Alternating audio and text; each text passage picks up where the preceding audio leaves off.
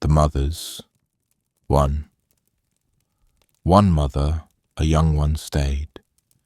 She had impossible hair, so long it once got caught in her bicycle wheels.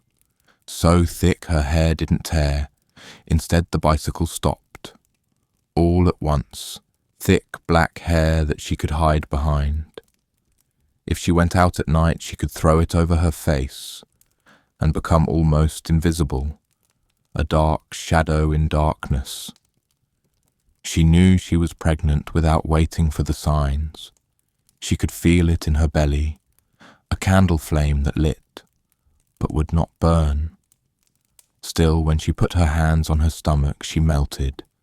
Her spine liquefied and she sank to the floor, smiling. The perfect gift, an end to aloneness and searching for purpose. 2. When the baby came, she kept it.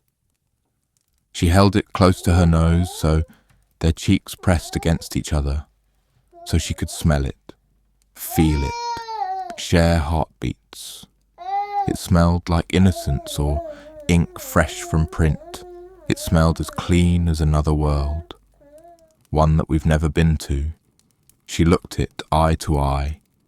It didn't cry, not much. Its wide eye looked at her larger and wider eye, mouth hanging open and drooling, like it was looking at the moon in the sky of its mother. But this wasn't allowed. She had to hide this. The smelling, holding, the keeping, the loving. It was disgusting, of course. Not by law, by something far worse, by shame, agreement, by nature. She didn't go to the hospital. She had heard the stories, seen the brochures, and in the hospital there was a woman that would push around a cart filled with helium balloons, weights, little black pillows, pre-knotted ribbons, launch pads on and shovels, and nurses with soft shoes. Some balloons came scented like powdered sugar or warm plastic. Some even played lullabies as they rose. Some came with paper tags that read, "Thanks for the try," or "Back to you soon," or just "Good luck." The doctors were kind, mostly. They offered options: the sunset release, the solo launch, the group ceremony every Sunday morning. There were coupons too. Free cones at the boardwalk, discounts on wine. One woman received a punch card. 2 babies floated. 1 beach massage free. So she gave birth at home, alone. 3. She filled the tub with warm water and lavender-scented Epsom salt, lit candles in the kitchen and hall. She boiled a pair of scissors in a saucepan. She sang, not words, just sounds, and when the pain came, she pressed her hand to the wall and counted tiles. She birthed alone. No nurse, no support, no one to help, just her, the child, and unimaginable pain. She wrapped it in the robe she wore when she was 12. She cut the cord herself. She kissed its wet head and whispered nonsensical baby phrases that she didn't know she knew. No one came to take it. No one knew it was there. And that was how it began. The mother that stayed, with her secret. 4. All other mothers weren't like this. Most would drop their babies and run. Once they left the hospital, they'd wrap the babies in little blankets and place them gently in the crook of a tree. Some dropped them in the lake with a bottle of oxygen taped to their bellies. Many tied them to 3 big helium balloons and let them float away, heads bobbing like party favors. Some gave birth upside down, hoping to shoot the child out, like a cannon. Others blindfolded themselves during labor, hoping that if they couldn't see it, maybe it wouldn't exist. But when they took the blindfolds off, the baby was still there. The medical staff watched. They'd leave the delivery door open, nodding politely, shrugging helplessly if the baby didn't take the exit. Better luck next time, they'd say, and look down. They'd give them all kinds of encouragement. Only the first one hurts. Don't name it. Names stain. The draw trick works if you don't feed it. Love is the last symptom. Then there was the Sunday tradition. In the coastal parks by the white chalk cliffs that dropped sheer into deep blue, where you could sometimes see the dolphins spin and the sharks' shadows glide sideways in the surf, the mothers would gather pale and twitching. Some dragged bags behind them. Some carried cardboard boxes. The babies were quiet by then, half asleep, fed just enough to survive. They'd pull them out, red and confused, and tie their ankles with twine. Then the twine to a ribbon, then the ribbon to the balloons. They'd release them in unison, the wind sharp and perfect. And the eyes of the mothers, those glass mother eyes, would go frenzied and wet with relief. Some sighed, most smiled. None of them waved. One mother asked for more helium, then more again.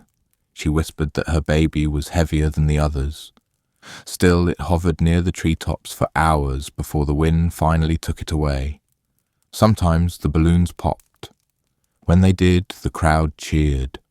When the last small dot disappeared into the sky, some clapped.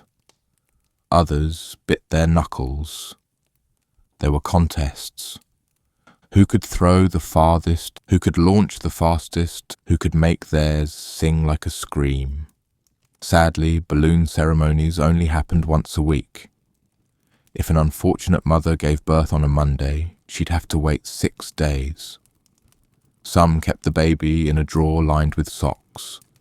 Others swaddled them in grocery bags and slid them under the sink. One woman fed hers half a cracker per day, afraid it might grow teeth before Sunday came. Other mothers left their babies with the dog packs. "They'll teach manners," one woman bragged. Another whispered, "I dropped mine in the storm drain." Some tossed them in the garbage truck with the last of the takeout. Others buried them in the garden next to sunflower seeds. "I wonder what will grow," they'd say, sipping coffee, eyes rimmed with sleep. But his mother raised him in secret. 5.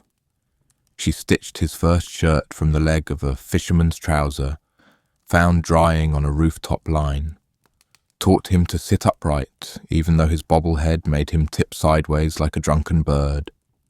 She spoon-fed him soft butter and the pulp of overripe figs dropped from the neighbour's tree, a sardine he sucked on like a thumb. Once she gave him an arm of octopus, which he chewed like gum and spit out laughing. Outside, a dog barked at a passing scooter. The sea hissed against the rocks. Each time he did something new, rolled over, reached, smiled, she clapped. Softly. Only softly, because inside their apartment it was always hush time. Always dusk.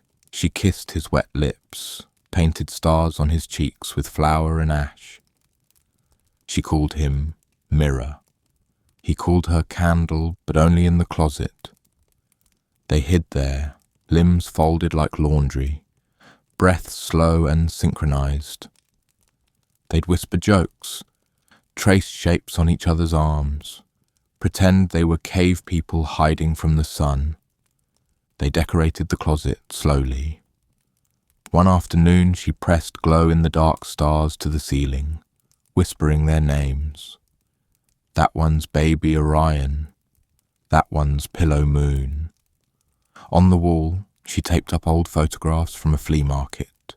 Grey-eyed children in stiff collars, women with fierce jaws and hidden hands. "Your ancestors," she said. He didn't ask how she knew. He just traced their faces with a finger, then rested his cheek against her knee. She papered the house windows in newspaper, then hung curtains. When asked, She told neighbours she was allergic to drafts. She told him he was a secret treasure. She told herself he was a sickness. She was never sure which.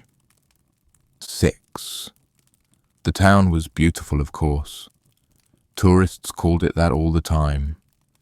In the afternoons the fishermen came in, their boats bobbing behind them, nets heavy with silver things. The air always smelled like salt and diesel, fish guts and lemon soap. On Sundays you could hear the church bells above the clatter of spoons in gelato cups.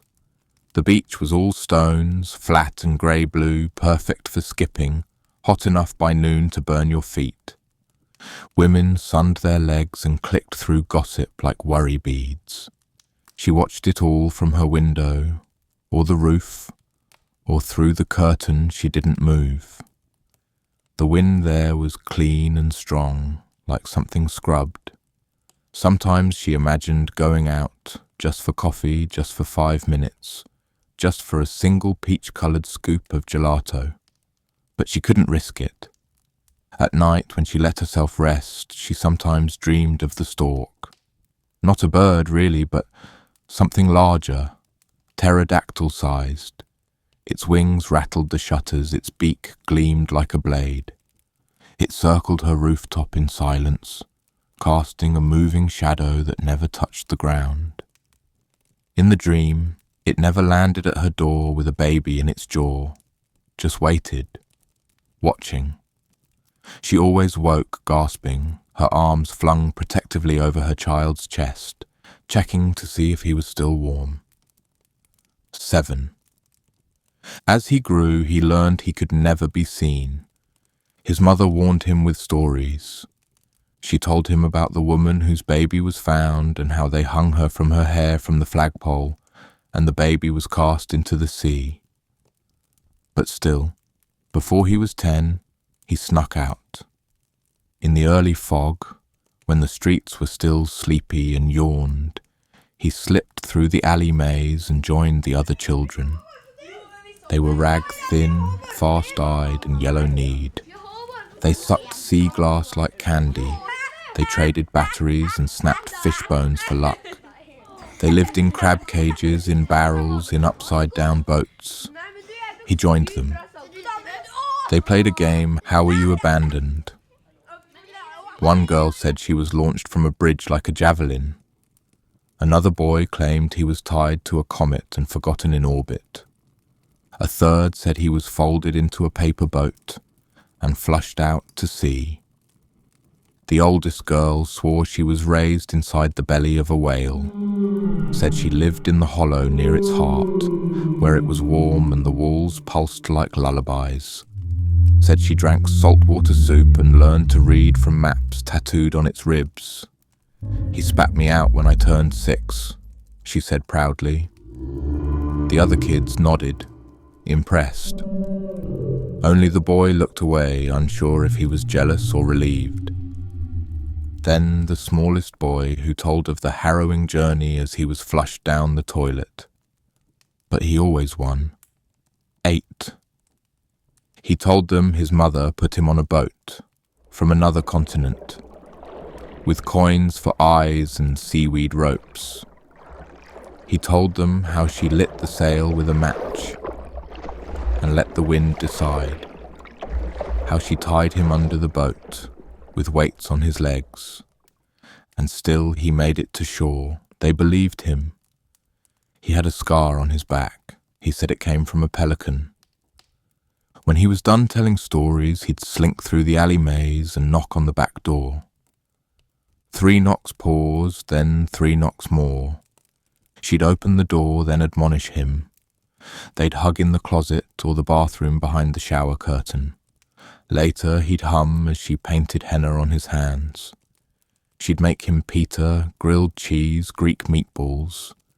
She wiped his mouth and said, "Careful, pleasures leave stains." She taught him to walk without sound, to speak without breath. She taught him silence as survival. She taught him love anyway. 9. Even with her son, her life was still one of solitude. The other mothers, They flew kites in the park, ate ice cream. Some did cartwheels down the street instead of walking. It was a celebration of being free. Sometimes they talked in hushed tones. "My little one probably lays on the bottom of the sea," one whispered. "Mine dug under the ice, clever girl," said another. "Mine, fins by now, a swimmer, a siren, or seal food." The last said that hers was probably a little pile of bird bones.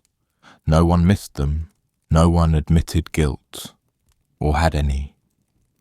You could always tell a mother on the street. Sometimes a child staggered out, dirty and alive, chewing on a fish bone or dragging a scarf. When the mothers saw them, they scattered. They dove behind bushes, flung themselves into fountains, knocked over fruit stands, pretending to faint. One woman sprinted into a gelato shop and locked herself in the freezer. Other mothers, the older ones, got more accustomed to sightings. They didn't run. They just turned cruel. As the child was walking by, they'd trip them with their foot, then laugh, or cough if they were on oxygen. Sometimes the braver ones would just go up to them and kick their little knees. The children would get up, knees bleeding, and look back. "Another fucking mother," they'd say, and retire to their tree crook to tend the wound. And of course, mothers were always nosy. 10. One day a grandmother leaned from her second-floor window. She was waiting with a bat to swing at pigeons. Instead, she smelled it. Something sweet. Something powdered magic. It reminded her of something she had long scraped out of herself. She looked down. A boy, slipping between buildings. "Too clean, too fed, too alive," she screamed. They came rushing out of doors with brooms and sticks, sneakers pounding the cobbled alleys. The boy ran fast. He turned left, then right, cut through an orange orchard, leapt the garden wall. He reached the back door. 3 knocks. Then again. She let him in. No words. She lifted the floorboards. He quickly climbed in. She covered him with a carpet. Eventually they knocked. She opened. They said they knew they had seen the child enter her door. She denied it. They shouted. She wept. Finally, she showed them. She pulled back the curtain that separated the kitchen. She showed them the doll. It was boy-shaped and boy-tall, stitched from old clothes, stuffed with rice, lashed to a chair. She threw it to the ground and beat it with a mop. "I do this every day," she said, "for closure, strength, for exercise." The mothers stopped, stared, then nodded. One asked where she got the pattern, another clapped.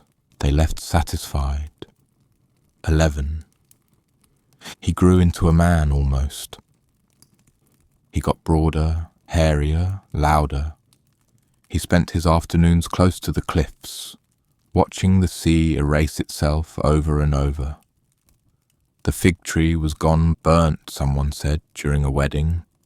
The barrels where the alley kids once played were filled with gravel now. A shoe repair man had replaced the gelato shop. The old woman with pigeons had fallen from her window and died years ago, and the birds wandered around the sky like confused baseballs. Nothing knew him anymore. Even the salt air felt different. He walked home, through the alleys and trash and shadows. He knocked on his mother's door. She didn't answer. He knocked again, then louder. She opened, but only a crack. Her hair was tied back. Her smile was gone. "Go," she said. He reached toward her. She slapped his hand. She threw a shoe at his head. "I don't love you anymore," she hissed. He stood there, in the alley, blinking, tears running down his cheeks to his chin, then dropping off. He tried to ask what had happened, but the closed door didn't answer. Then he turned and walked back towards the shore. 12. This mother was born backwards, it seems. She only loved children, and he'd grown too old. That was our first story. But the atlas never closes with a single page. Another tale awaits, drifting in from the edges of what we believe. Truth or invention, you decide. The ice cream tongue. 1. The truck came each day in the afternoons, and nearly all day on Saturdays. There were 2 trucks. They circled the same neighborhoods. But you could tell this one by the way its song drooled, like a throat trying to sing. Its music was slower, as if it melted before it reached your ears. That odd warble, like a clown singing on a tightrope. The songs came from old European organ grinders and calliope machines. The one she waited for was the odd one, the soft faded blues, pinks and nuclear yellow. Not for the music, but 'cause the ice cream was colder. And it waited for her too. 2. She always missed Wednesdays because of ballet class. Not that she'd ever be a ballerina, but it kept her mother's missed dreams intact. And anyway, she liked being near the other girls. The ice cream couldn't read calendars, but it could tell time of a sort. It knew absence. So on Wednesdays, it slept and dreamed. Not good dreams, more like nightmares if ice cream can have those. It was soft, so it feared hard things. The eager hands of children reaching through the window like sugar zombies. A mob, an ice cream apocalypse, or the driver sneaking bites in secret. The endless parade of suburban potato-headed kids. Their faces unzipped in the middle. Tongues, braces, teeth that never stopped. It shivered, but not from cold. On other days it didn't sleep. It waited for her. It longed. She didn't bite. She licked. 3. There were lots of ice creams, fudge sticks and super bars. Sandwiches of vanilla between 2 chocolate wafers that stuck to your fingers. Cannonballs, bright orange cones of flavoured ice. Tangy, citrusy and shockingly cold on the teeth. Cream sticks, ice pops, Mouseketeer bars and snow cones. The Superstar used to be her favourite, shaped like a patriotic rocket. Red, white and blue. Cherry, lemon and blue raspberry. But the flavour disappeared halfway through. She was growing up, tastes change. Her new favourite was the soft serve of vanilla and chocolate swirl. The vanilla was milky sweet, barely tasting of anything but cold. The chocolate, almost dirty, flavoured with grit. The wafer cone, crisp and fragile, tasted like the ghost of a cookie. You would never eat just the cone. That would be sacrilegious. Besides, if you waited too long, it went soggy. That was gross. You'd pay the arm that came out of the window, then stand with your friends licking until it was done. They came day after day, paused their games, paused their rivalries. Maybe just for the time it took to eat the ice cream, but more often for the whole afternoon. A sweet reset. 4. She should have noticed sooner. She didn't. At first, she thought the other kids were just eating faster. Before, she'd giggle and eat with them by the truck. But now they finished first, gave her odd looks, wandered off. She'd still be there, lick after lick, while the ice cream truck idled in the shade.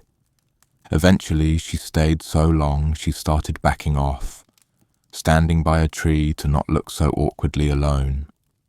Then the truck would pull away from the curb, its music echoing down the sun-soft streets. A broken carousel, a strangled bird.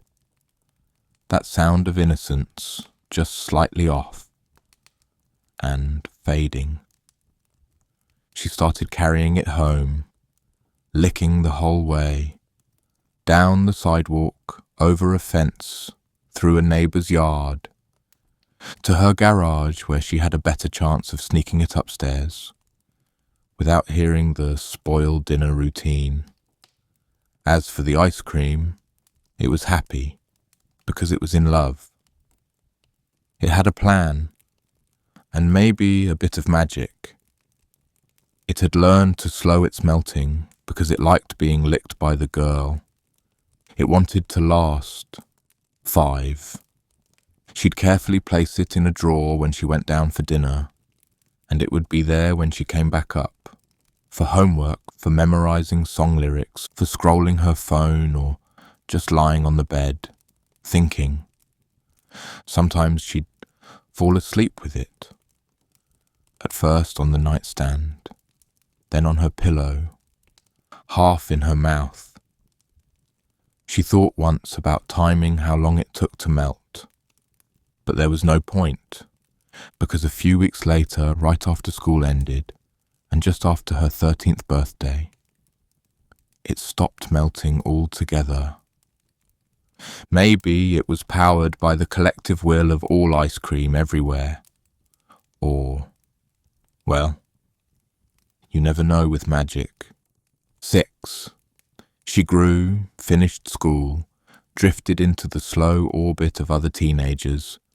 Sometimes she was invited to parties. She went, but only to the edges, skirting the backyards, lingering in the half-dark where the porch light didn't quite reach. She lost her virginity without noticing. One night blurred into another, a boy's weight passing over her like weather. Some girls pressed flowers or saved a cotton ball of blood. She kept nothing. The moment was forgotten before it started. Afterward she sat in the dark and licked her fingers though nothing was there. Not hunger, not love, just habit and memory. The cone was upstairs, folded in wax paper, and she knew it was colder than any boy could ever be. The world was both full and empty. She had one soft-serve ice cream cone to last a lifetime. Later, but not much, her husband sensed it too. That she had a secret, not a lover, not a crime. Just something. Something in her eyes that looked inward or elsewhere. He'd catch her sometimes late at night, barefoot in the kitchen, fridge open, just standing there. Or sitting in the yard, humming to herself, one hand resting on a closed velvet purse. He asked once, "What is it you love more than me?" She didn't answer, just blinked and licked her lips. They fought, first about money, then children, then things that made no sense. Spoons facing up or down, how many ice cubes belonged in a glass, shoes in hallways, the colour of light bulbs, where the candles should be left lit at night. But underneath it was always the same fight, her distance. She never shouted, just stood there, silent, like a woman who had decided something long ago. She never explained, never apologized, never once said a word about the ice cream. He clawed at it in every way he knew, bottles, fists, other beds, but nothing pierced her because it wasn't a wall. It was a blade. One night she fell asleep in the armchair, velvet purse in hand. He stood in the doorway a long time, then packed a bag, left a note on the stove and vanished. It took her 2 days to notice. 7. The children stayed longer, grew tall, went to school, learned to speak around the silence. But they couldn't reach her, not really. There was something folded in her, a love already spoken for, a kind of loyalty they could feel but never name. It's like growing up in a fairy tale, one said to the other before she left. But a fairy tale with no princess, no prince, no evil witch. Just the set, the costumes. But the story never started, or ended, or if it did, it had no meaning. The younger one liked to explore, inside. He was only 5.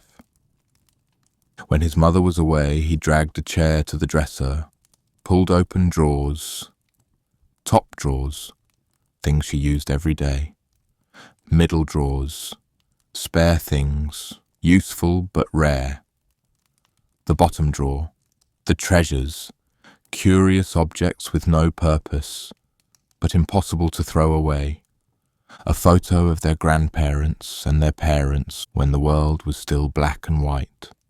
No one smiled. A child's ballet slipper, frayed at the toe, ribbon knotted from too much tugging. A folded paper fortune teller, numbers smudged, childish futures still legible. You'll marry a prince. You'll die at 100. A friendship bracelet half unravelled, colours that no longer meant anything. A diary with 3 entries.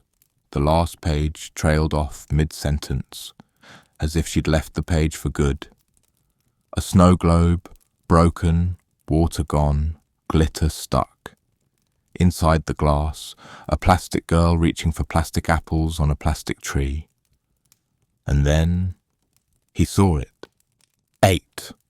On the bed, under the pillow, he found the purse she almost always carried. It was velvet. Not the shiny kind. A flat, thirsty velvet, the colour of midnight or very bad bruise. No rhinestones, no embroidery, no clasp shaped like flowers. Just a small iron snap that clicked too loudly in a quiet room. But he didn't know that. To him it just looked black, ordinary. He thought it held coins or sweets. When he touched it, his fingertips came away damp with frost. When he held it, a chill crept up his wrist, slow and deliberate, as if his veins were tiny rivers freezing in sequence. When he unsnapped it, the air around him seemed to hush, like a snowfield swallowing sound. Inside, layers of wax paper, and within them, a perfect swirl of chocolate and vanilla lying on its side. Curious, he picked it up and touched it with his tongue. What happened next, he could never fully recall. Only the numbness, sudden and absolute, like snow packed into his mouth. His tongue went heavy, he collapsed on the floor, drooling like a dog gone stupid in the heat. When his mother found him, he was shivering. The purse beside him, the ice cream vibrating faintly as if it were laughing. His front teeth blackened over the next year, rotting at the roots. The dentists pulled them all in a single awful visit. His mouth and throat never healed right. Later, when the cancer bloomed, his mother said nothing. But she remembered. She remembered the velvet purse, the wax paper, the way his tongue had gone limp and blue. 9. The older child was cautious. She grew sharp where her brother stayed soft. She felt the distance in her mother's eyes, but never touched it. She learned to leave doors closed. She envied the way other girls' mothers meddled, gossiped, clung too tight. A mother was supposed to be jealous, or kind, or loyal. Hers was none of those. Hers was present, but absent. A ghost who smelled of lemons and bread. She often told her friends her mother was dead. They believed her. It felt true, but when they asked about her father, she went quiet and looked away. She remembered afternoons when her mother would stand at the window, backlit like a saint, but empty, haloed by nothing. The ice cream truck still came around. Not her truck, but a truck. Same warbling music, same strange stalking gait as if it were hunting children. The children shrieked and scattered as the truck rattled by, chasing sugar. But her mother didn't smile, didn't frown, just watched. And the girl would stand behind her, watching her watch. A mix of pity and fury rising in her chest. She wanted to scream, "Be a mother, not a shadow." But she said nothing. She learned silence too.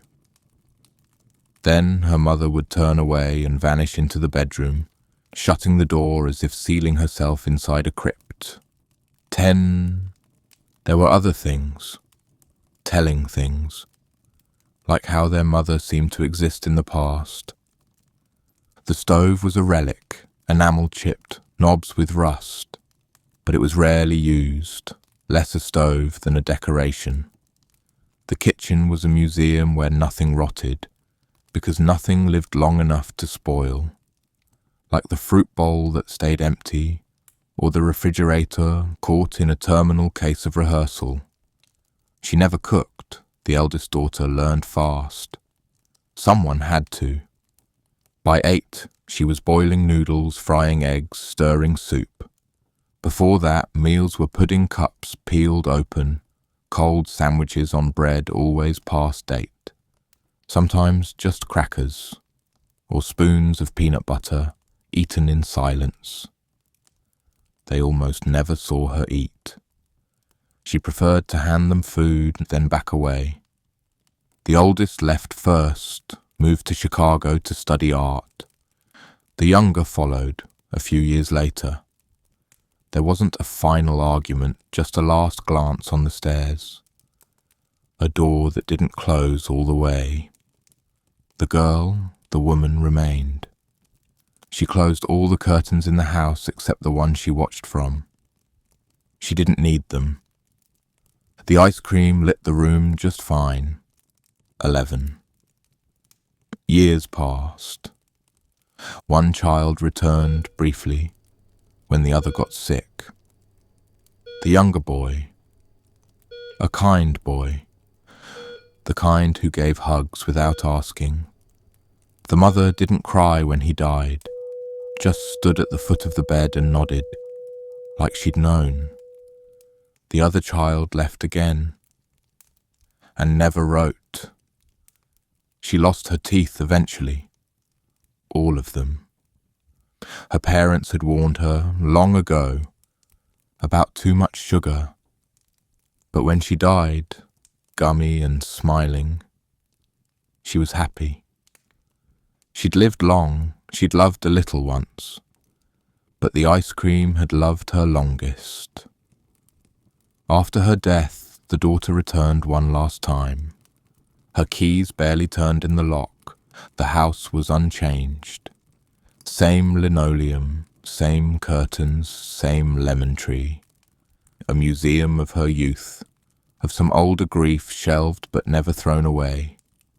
Everything dustless, preserved. She moved through it like an archaeologist. Her mother's bedroom was almost untouched. On the dresser, the velvet purse. She opened it, then recoiled. And if you've never heard the sound of an ice cream scream, it sounds exactly like that. The soft serve melted finally. One puddle of grief. Life is short, and sometimes too long, and love is sweet. Afterward, it would be easy to tell you this story was a lie. Fiction. But then I am the daughter, and she was my mother. Was it true or just a well-told lie? Tell us what you believe and why. We know many of you listen late at night, sometimes while drifting off to sleep. Maybe you're wrapped in polar bear blankets, deep in the Arctic dark. Maybe you're swinging in a jungle hammock, wrapped up like a snack. Or maybe you're alone in a quiet room, or so you think. Let us know where you're listening from, and whether this story kept you awake or gave you good dreams. And one more thing. If you know a rare or hidden place, a ruin, an old legend, a forgotten town, share it in the comments. Your suggestion might become part of the Atlas. If you enjoyed wandering these forgotten corners, subscribe and join us again for another journey into the unknown.